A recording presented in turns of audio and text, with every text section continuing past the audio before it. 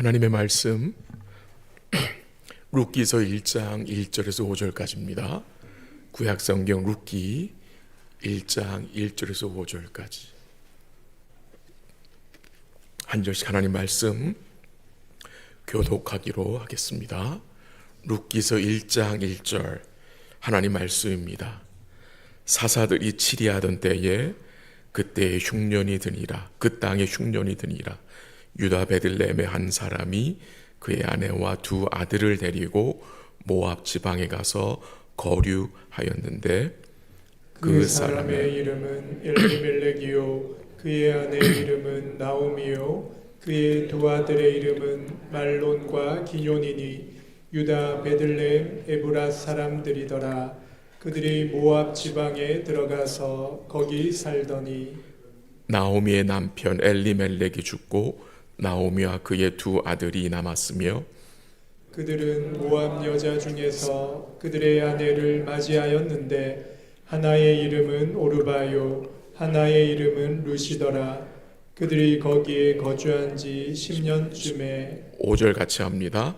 말론과 기럯 두 사람이 다 죽고 그 여인은 두 아들과 남편의 뒤에 남았더라. 아멘. 오늘부터 저희가 룻기를 보려고 합니다.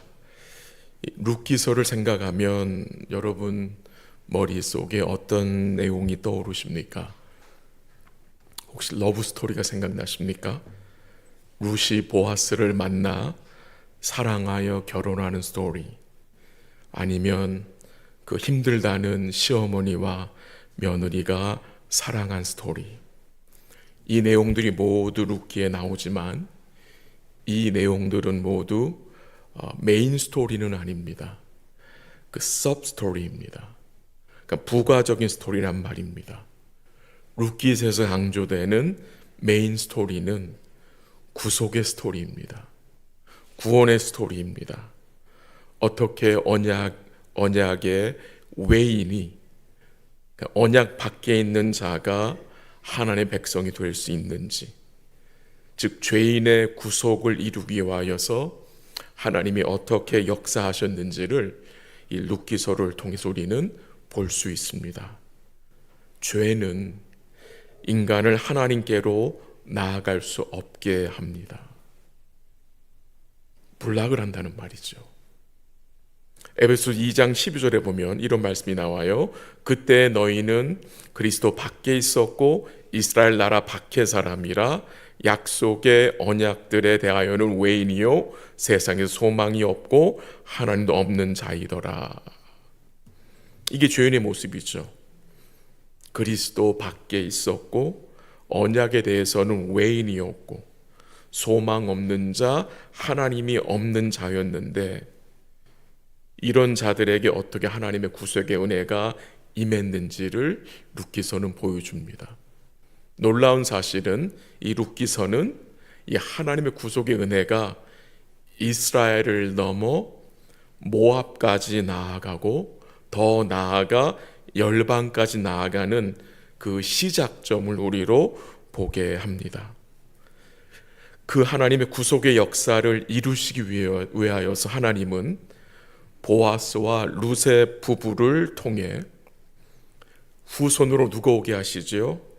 다윗이 나오게 하시고 또 그의 후손으로 누구를 보내시는?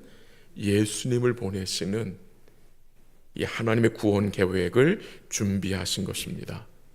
그래서 룻기서는 결국 구속의 이야기고 이 구속의 이야기는 여러분과 저 우리의 구속 이야기인 것입니다. 그래서 이 내용들 여러분 염두에 두시고 룻기서를 보시면 좋겠습니다. 우리 역시 모두 이민자로 살아가고 있는데요. 혹시 이 이민생활 하시면서 흉년을 만난 적이 있으셨는지요? 흉년 아마 다 있으셨을 것입니다. 우리는 모두 어렵고 힘들었던 시간이 있었습니다. 또 어떤 분은 지금 흉년을 만난 분도 계실 수 있습니다. 몇 년 전에 읽었던 책 중에 답 없이 살아가기, 답 없이 사랑하기라는 책이 있는데 그 책에 나온 내용을 좀 잠시 제가 소개하면서 오늘 말씀을 보도록 하겠습니다. 미국에서 영향력 있는 신학자인 스탠리 하워워스라는 분에 대한 내용인데요. 이 스탠리 교수는 대학교 때에 만나 결혼하게 된 아내가 이 정신적인 문제가 있다는 사실을 결혼 초기에 발견했습니다. 이 아내의 정신병은 점점 더 악화되어 갔고요. 그 짐은 참 무겁게 다가왔고 그렇게 24년을 살았습니다. 이 스탠리 교수는 결혼 생활에 흉년을 만나게 된 것입니다. 그 고통의 과정 속에서 스탠리 교수는 하나님께 수없이 질문을 던졌습니다. 왜 내가 이렇게 살아야 합니까? 언제까지 이 고통 속에서 살아야 합니까? 이 어려움에 대한 해결책이 무엇입니까? 저에게는 무슨 소망과 미래가 있습니까? 라는 식의 질문들입니다. 밤에 기도하고 잠을 청하지만 아침에 일어나면 여전히 같은 문제를 안고 살아야 했습니다. 우리들도 이 스탠리 교수가 했던 질문들을 하나님께 묻고 살아갈 때가 있습니다. 질문은 하는데 답이 없는 경우가 대부분이죠. 결국 이 스탠리 교수의 아내의 병은 더 악화되어서 이제 그의 아내는 다른 남자와 결혼을 하려고 하니 이혼을 해달라고 스탠리 교수에게 억지를 쓰는 일들이 늘기 시작했다고 합니다. 그녀는 스탠리 교수가 일하는 대학교의 다른 교수와 결혼을 하겠다 하여 결국 스탠리는 그의 아내를 놓아주었습니다. 그 후 스탠리는 새로운 아내를 만나 오랜 시간 행복하게 살고 있다고 합니다. 이렇게 스탠리 교수의 삶을 소개한 이유는 그의 삶이 결국에는 해피엔딩으로 끝났기 때문에 참고 견디면 복을 받는다는 말을 하려는 것이 아닙니다. 저는 지금 결국 잘 됐잖아, 그럼 됐지를 말하려는 것이 아닙니다. 제가 지금 강조하고 싶은 내용은 스탠리 교수가 지난 24년 동안 지내온 그 과정입니다. 그 과정. 우리의 관심은 결말에 초점을 맞춰줄 때가 참 많은 것 같습니다. 그리고 결말이 좋으면 과정을 어떻게 살았건 별 상관하지 않는 경향도 우리에게는 있습니다. 오늘 우리가 살펴볼 룻기서를 우리가 함께 읽고 또 나누고 고민하고 싶은데요. 여기서 강조되는 것은 삶의 과정입니다. 하나님의 언약 백성들의 믿음의 여정입니다. 믿음의 여정에서 흉년을 만났을 때에 우리는 어떻게 반응하며 살아야 합니까? 우리는 어떤 질문을 던져야 합니까? 무엇을 마음에 품고 살아야 합니까? 룻기서가 어떻게 시작이 됩니까? 본문 1절 한번 읽어볼까요? 1절 다 같이 시작. 사사들이 치리하던 때 그 땅에 흉년이 드니라. 유다 베들레헴의 한 사람이 그의 아내와 두 아들을 데리고 모압 지방에 가서 거류하려는데, 이 룻기서의 시대적 배경은 언제입니까? 사사들이 치리하던 때입니다. 사사들이 치리하던 때. 그때가 어떤 때였습니까? 한마디로 이스라엘 백성들이 영적으로 암흑 시대였습니다. 어두운 시대였습니다. 혼돈의 시대였고요. 사회적으로 정치적으로 불안정한 시대였습니다. 이스라엘 백성들은 불순종과 우상 숭배로 말미암아 하나님이 그들을 징계했고요. 그때마다 이스라엘 백성들이 또 하나님께 부르짖으면 하나님께서 구원자 사사들을 통해 그들을 구원하시고, 또다시 이 백성들 하나님께 불순종하면 또 하나님이 징계하시는 이런 악순환이 약 400년이나 지속됐던 때였습니다. 이 사사시대를 정의해 주는 내용이 사사기 21장 25절에 나오는데요. 한번 확인해 볼까요? 같이 읽겠습니다. 시작. 그때에 이스라엘에 왕이 없으므로 사람이 각기 자기의 소견에 옳은 대로 행하였더라. 이스라엘 백성들은 그 사사시대에 어떻게 살았다고 합니까? 하나님의 말씀을 따라 산 게 아니라 어떻게 해요? 자기 소견에 옳은 대로. 쉽게 말하면 자기들 마음대로. 자기들 마음대로 살았다는 말은 무슨 말입니까? 자기들이 하나님이 되어 살던 때였습니다. 그런 시대에 이 사사시대가 바로 룻기서의 배경입니다. 그 사사들이 치리하던 때에 그 땅에 뭐가 임했느냐? 흉년이 임했다고 합니다. 흉년. 그래서 유다 베들레헴의 한 사람이 그 아내와 두 아들을 데리고 모압 지방으로 이민을 간 것입니다. 우리 역시 이민자들 아닙니까? 이 이민자의 삶이 우리는 얼마나 힘든지 경험했잖아요. 새로운 나라에 가서 정착하고 일을 하고 우리는 다 그걸 경험했습니다. 이 베들레헴에 또한 이스라엘 땅에 흉년이 왔어요. 이 흉년은 구약에서 하나님께 불순종하고 언약을 배반하여서 하나님이 징계하신 것입니다. 그래서 그 당시 흉년은 하나님의 언약적 저주였습니다. 구약에서는 하나님의 언약적 축복과 저주가 눈에 보이게 임하였습니다. 근데 신약에 와서는 이 하나님의 언약적 축복과 저주가 우리 눈에 보이게 잘 임하지 않습니다. 하나님께 죄를 지어도 즉시 그 죄에 대한 형벌이 우리 눈에 보이게 임하지 않는다는 것입니다.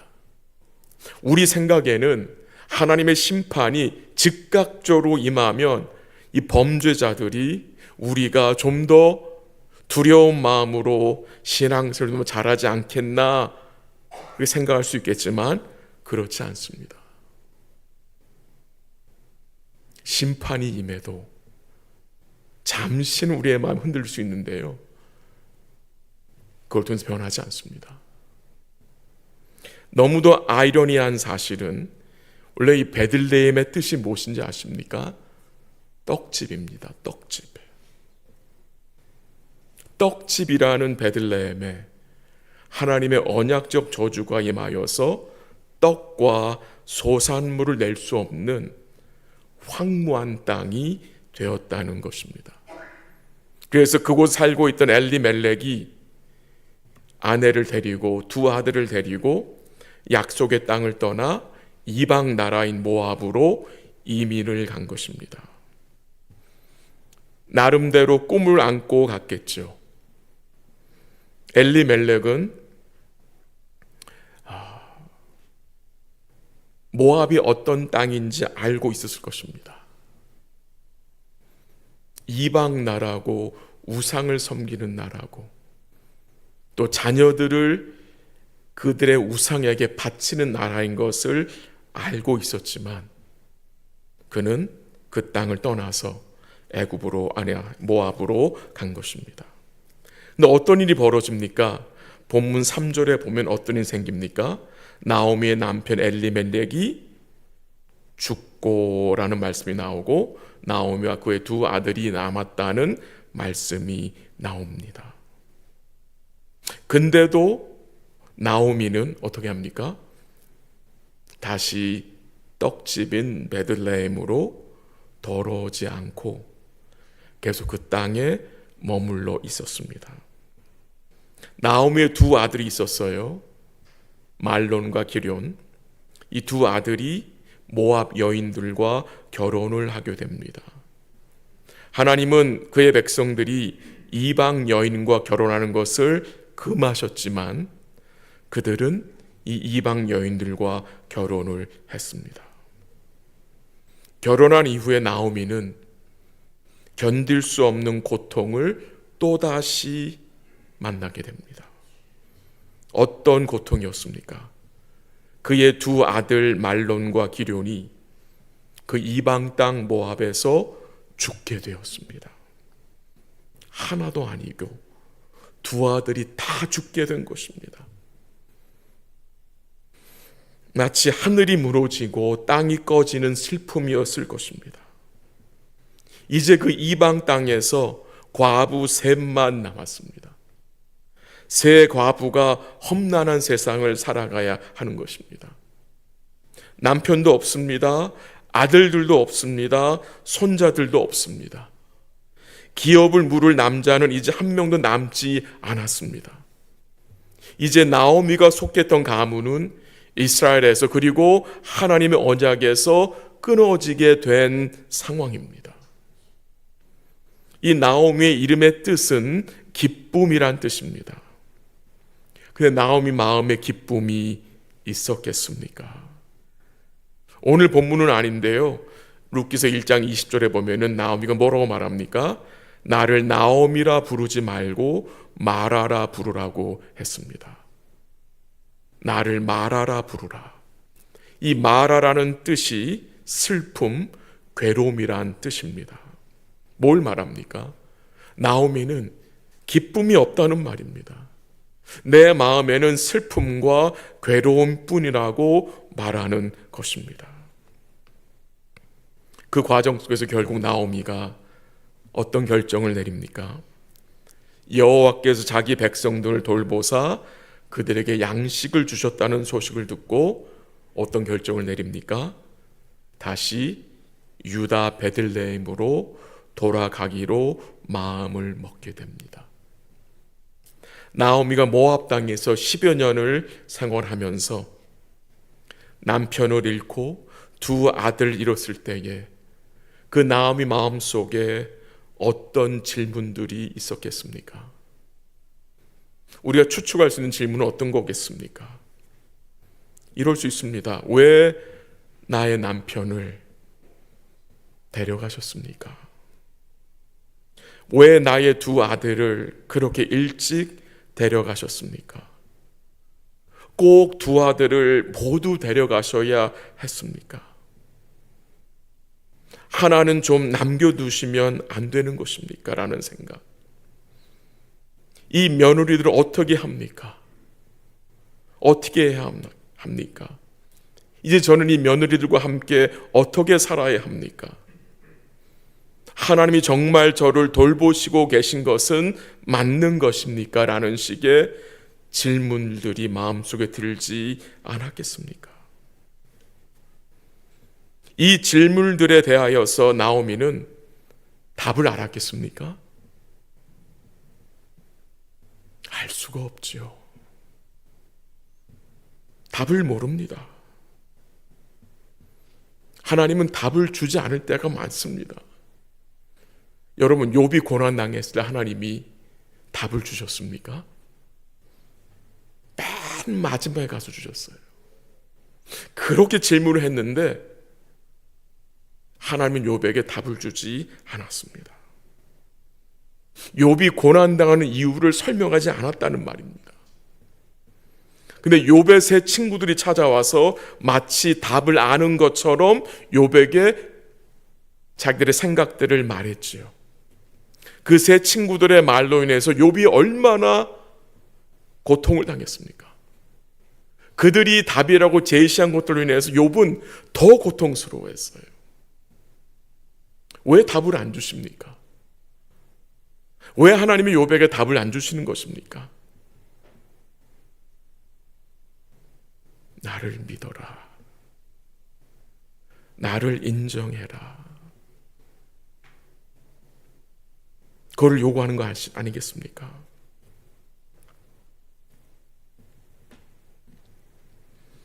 한번 본문은 아닌데 20절, 21절 가볼까요? 20절, 21절 다 같이 시작. 나오미가 그들에게 이르되 나를 나오미라 부르지 말고 나를 마라라 부르라. 이는 전능자가 나를 심히 괴롭게 하셨음이니라. 21절 내가 풍족하게 나갔더니 여호와께서 내게 비어 돌아오게 하셨느니라. 여호와께서 나를 징벌하셨고 전능자가 나를 괴롭게 하셨거늘 너희가 어찌 나를 나오미라 부르느냐 하니라. 그 20절 21절에서 나오미가 뭘 말합니까? 나를 나오미라 부르지 말아라. 마라라고 부르라고 합니다. 근데 거기서 끝나지가 않습니다. 그 20절 21절에 보면은 나오미가 뭘 인정합니까? 한번 다시 올려주실래요? 그 20절 한번 올려봐 주세요. 그 마지막에 무슨 내용이 나옵니까? 전능자가 나를 심히 괴롭게 하셨다. 21절 한번 올려주세요. 21절 또 거기 보면은 중간쯤에 뭐라고 나옵니까? 여호와께서 나를 징벌하셨고 전능자가 나를 괴롭게 하셨다는 말씀이 나오죠.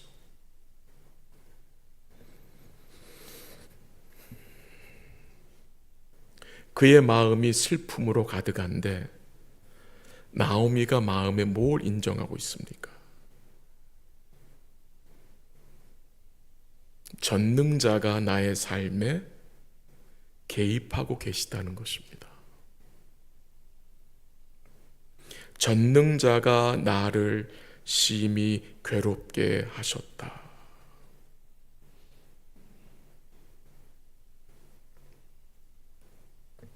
나오미가 고통 중에 여호와를, 전능자를 뭐 하고 있습니까? 인정하고 있습니다. 내가 풍족하게 나갔으나 여호와께서 비어 돌아오게 하셨다. 여호와께서 나를 징벌하셨고 전능자가 나를 괴롭게 하셨다. 뭘 인정하는 것입니까? 나오미의 삶이 답이 없는 삶이었지만 그가 무엇을 인정하느냐? 전능자 여호와의 간섭하심과 섭리하심을 뭐 하는 거예요? 인정하는 것입니다. 이게 중요한 것입니다. 중요한 것은 답을 아는 것이 중요한 것이 아닙니다. 그 처한 상황 속에서 여호와가 나를 간섭하고 있구나. 지금 전능자가 나를 징벌하셨고 나를 괴롭게 하셨구나. 나를 다루고 있구나. 이것을 나오미가 뭐 한 겁니까? 인정하게 된 것입니다. 함께 시편 119편 75절 읽어보겠습니다. 시편 119편 75절 다 같이 시작. 여호와여 내가 알거니와 주의 심판은 의로우시고 주께서 나를 괴롭게 하심은 성실하심 때문이니이다. 아멘. 그거 좀 잠깐 놔둬주세요. 영어로 하면 제가 읽을게요. I know, O Lord, that your laws are righteous, and in faithfulness you have afflicted me. 저는 영어 번역이 더 마음에 와닿아요. 이 시편 기자가 지금 알고 있는 게 있어요. 뭘 알고 있다가 합니까? 여호와의 러가, 율법이 뭐하다는 거? 의롭다는 것을 알고 있대요. 그리고 또 뭘 알고 있다고 합니까? 주의 성실하심 가운데 주께서 나를 뭐 하신다? 나를 괴롭게 하신다. 나에게 고난을 허락하신다는 것입니다. 나를 괴롭게 하심은 주의 성실하심 때문이다. 좀 쉽게 표현하면 주님은 성실하게 우리를 괴롭힌다. 표현은 좀 그렇지만 주님은 성실하게 우리에게 고통을 허락하십니다. 왜 그렇게 허락하실까요? 그 과정을 통해서 우리를 빚으시기 원하셨기 때문입니다. 그러니까 주님이 나오미를 간섭하고 계신 것입니다. 그를 빚어가고 있던 거예요. 이 시편 기자는 그걸 알고 있던 거예요. 주의 의로우신 말씀이 주의 성실하신 가운데 허락하신 모든 역경과 고난을 통해서 주께서 나를 빚어 오셨다는 것입니다. 우리가 인생을 살면서 이 믿음의 여정에서 만난 흉년들, 왜 하나님이 흉년들을 허락하시는 것입니까? 우리를 빚으시기 위함입니다. 우리를 하나님의 형상으로 빚으시기 위함인 것입니다. 이 나오미의 고통스러운 삶 속에서 그가 주를 의지한 이 믿음은 무슨 역할을 했다고 생각합니까? 우리가 흉년을 만났을 때에 어려운 상황 속에서 주님이 주신 그 믿음은 여러분 무슨 역할을 합니까? 믿음은 우리로 하나님께 질문하게 하는 것 같습니다. 그 질문 가운데 어떤 일이 일어나느냐? 말씀을 보게 되는 것입니다. 말씀을 듣게 되는 것입니다. 그럼 말씀을 듣게 되면, 말씀을 읽게 되면 여러분 어떤 일이 벌어집니까? 기도하게 됩니다. 기도하게 됩니다. 주를 의지하게 됩니다. 그게 흉년을 견디는 길입니다. 여러분과 제가 오이코스 모임에서 또는 큐티 나눔에서 함께 나눠야 할 내용들이 무엇입니까? 잘된 이야기, 해피 엔딩으로 끝난 이야기만이 아닙니다. 지금 우리가 겪고 있는 그 어려운 마라 같은 현실, 하나님께 요즘 진지하게 질문하고 있는 일들, 믿음의 여정 속에서 흉년을 만난 힘든 이야기, 우리의 약함과 악함, 이런 내용들을 나눌 수 있어야 합니다. 물론 좋은 일도 나눌 수 있고 해피엔딩 나눌 수 있겠지만 그게 다가 아닙니다. 그 괴로웠던 과정과 믿음으로 견딘 내용들을 우리가 나눌 수 있어야 합니다. 전능자가 나를 괴롭게 하셨다, 전능자가 나를 징계하셨다 라는 고백도 나눌 수 있어야 한다는 것입니다. 우리가 믿고 붙들은 이 복음은 어떤 것입니까? 우리의 어려운 현실을 그냥 한 번에 바꾸어 주거나 없애주지 않습니다. 복음은 우리로 마라 같은 상황 가운데 뭐하게 합니까? 견디게 합니다. 주를 바라보게 합니다. 주의 선하심을 그 상황 속에서 인정하게 하는 것입니다. 그게 기적 같은 은혜인 것입니다. 이 나오미가 흉년을 통해서 남편을 잃고 두 아들을 잃은 그 흉년을 통해서 무엇을 배우게 된 것입니까? 하나님의 간섭하심입니다. 하나님의 징계하심입니다.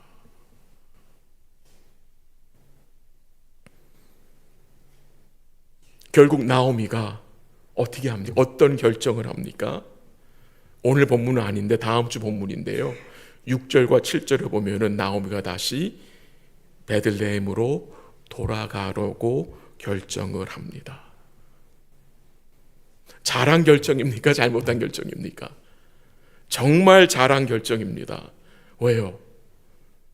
베들레헴이 떡집이기 때문입니다. 떡을 먹으려면 떡집으로 가야 합니다. 여호와께서 주시는 떡을 먹으려면 떡집으로 가야 하는 것입니다. 오늘 여러분과 제가 다시 돌아가야 할 믿음의 자리, 떡집은 어디입니까? 떡을 먹으려면 떡집에 와야 합니다. 생명의 떡을 먹어야 우리의 소견대로 사는 삶을 그칠 수 있습니다. 생명의 떡이신 예수 그리스도와 그의 말씀을 의지해야 하나님이 우리의 왕이심을 인정하며 살아갈 수 있다는 것입니다. 생명의 떡이신 예수님과 그의 말씀을 의지해야 여러분과 제가 가지고 있는 그 질문들이 무엇으로 바뀝니까? 기도로 바뀝니다. 찬양으로, 예배로 바뀌는 것입니다. 여러분과 저의 삶에 주님이 허락하신 여러 가지 어려움을 통해 더욱 우리 주님 의지하고 생명의 떡이신 우리 주님과 주의 말씀을 가까이 하는 복된 삶 되시기를 주의 이름으로